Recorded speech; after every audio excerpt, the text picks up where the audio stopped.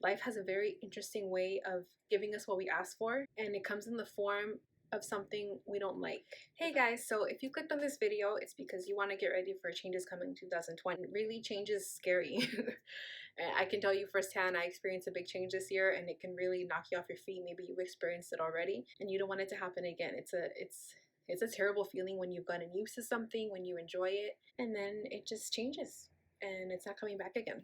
So these are some tips that are going to help you be ready to adapt to change and even know how to expect it. So if that's something you want to learn, then keep on watching. Now, the truth is that there's no way for you to know when change is coming. Maybe some things, if you're reviewing your business, if you're really reviewing your life and having that meeting with yourself every week where you look at your goals, look at where your time is spent, the results, there's certain things that shouldn't come as a surprise. But there are other things that will just knock us off our feet. Health issues, death in the family, life stuff, having to move, having to relocate. I live in California, there's fucking fires here all the time. Literally anything could happen. So in reality, you have to accept that you can never know what change is going to come. The only thing you know for sure is that change will come.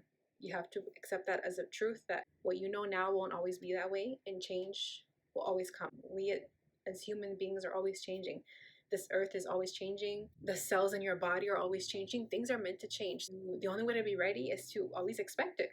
Enjoy what you have when you have it, because it may not always be this way. So if you don't know what to expect, how can you become someone that's ready for change? How do we do that? Well, as I mentioned earlier, if you're someone that's constantly reviewing your results and the numbers and your goals every week, there's certain things that won't really come as a surprise if you're really looking at it and being honest. I know sometimes we like to hide things and pretend that oh, it's fine, but sometimes you need to be realistic and be like, okay, this has been like this for a month straight, 2 months straight, and I don't think this is going to change. This is the new normal, and what can we do to adapt to it? The next thing that will help is to adopt the mindset that life is happening for you, not to you. So this will definitely soften the blow when something occurs that really just shakes you and throws you off your game.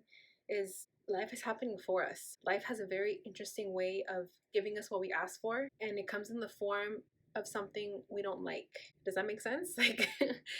Because when you want to get better, when you want to grow, you need to grow, and growth means pain.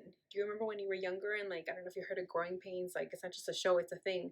When you grow, there's pain, and it's not just physical, it's also metaphorical. So when you ask life for something, when you put it out there, it will give it to you in the form that of hardship, really, because that's the best way we learn. There's no learning and when you have success. You only learn when you fail, whatever that may look like for you. So just know that if you're experiencing something now, if something happened now that change came and you were not ready for it and it completely brought you down, it's actually happening for you for a reason. So what that means is you need to have a system in place of when you notice something is not the same anymore. I talked about this in previous videos, but I have the bad habit of just sitting and just waiting. And I let people bullshit me around, or I even let myself bullshit me around. I'll make excuses like, oh, it'll be better next month, or oh, it's just for now, or oh, it's just because of this, it's but after 3 months, 4 months, it's like, oh no, that's not normal. There's a problem. And if I had been honest about it since the beginning, I would have seen that and done something about it.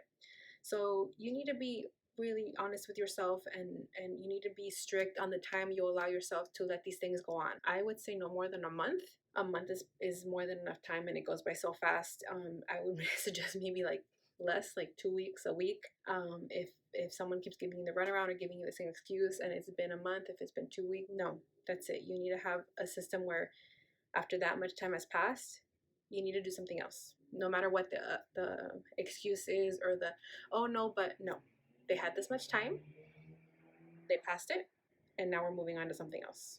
No matter what. Lastly is to enjoy what you have while you have it. Like I said earlier, change is gonna happen. This life now won't always be this way. I hope it's always great though, and it can be if you enjoy what you have while you have it. You have to, how beautiful is that to live your life every day, never taking anything for granted, never expecting anything, never feeling entitled, because you are so aware that what you have can be gone tomorrow. I think that's a beautiful way to live. Be grateful all the time, and you will have an amazing 2020. Thank you guys so much for watching. If you like content like this about being grateful and how to survive the hard times, how to adapt to change, We talk about this stuff all the time on my Instagram. It's The Purpose Coaching. I will link it down below.